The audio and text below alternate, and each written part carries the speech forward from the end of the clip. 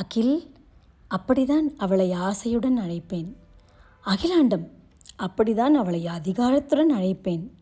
அன்னியாவதற்கு முன்பே என்னுடன் அந்யோன்யமானவள் அவள். கல்லூரி காலம் தொட்டு கல்யாண பருவம் தாண்டி 30 வருடங்களாய் தொடரும் எங்கள் நட்பு காண்போர் அனைவரையும் ஆதங்கப்பட வைக்கும் கந்திருஷ்டி கழிக்க வேண்டிய உறவு. என் அண்ணாவின் பாசம் அன்று போல் இன்றும். அதற்கு காரணம் என் அருமை அகில். என் இனிய தருணங்களில் எனக்காக அகமகிழ்ந்து என் இன்னல் நேரங்களில் எனக்கு ஆதரவாக இருப்பவள். என் குலவிளக்கு கவிக்கு தோழி பெண்ணாக வலம் வந்த எம் கண்ணன் குடும்ப விளக்கு அவள். என் அணுக்குட்டியின் ஆஸ்துமா காலங்களில் என் அருகே ஆணைபலமாக இருந்தவள் அவள். ஹே சுபாஷினி, இங்கே பாரு என்ற அவள் அழைப்பில் எங்கள் அரட்டை அரங்கம் ஆரம்பமாகும். டி சுப்பு, என்னடி பண்ணுறாய் என்றால் எங்கள் கிசுகிசு கலாட்டா களை கட்டும். அண்ணா ஊரில் இல்லை என்றால் எங்கள் அதிரடி ஷாப்பிங் ஆரம்பமாகும்.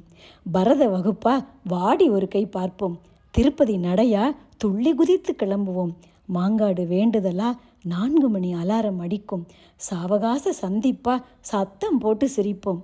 எங்களுக்குள் விவாதம் உண்டு, முரண்பாடான வாதம் உண்டு. ஆயினும் யாரிடமும் விட்டு கொடுக்காத ஆத்மார்த்தமான அன்பு உண்டு. அன்னி என்றாலே அந்நியம் என்போருக்கு அகில் சுப்பு கூட்டணி ஒரு ஆச்சரிய குறி.